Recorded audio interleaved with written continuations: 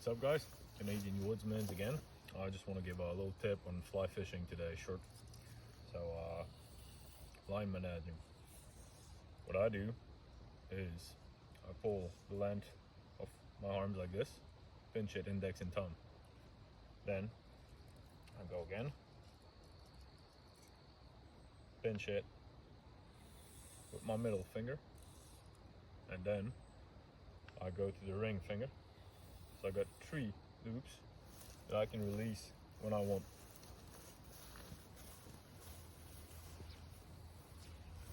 Alright, so I'll be like this, I'll just pull it, so like that.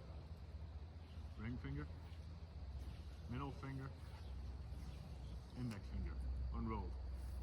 And that's how I manage my rope on sandy soil.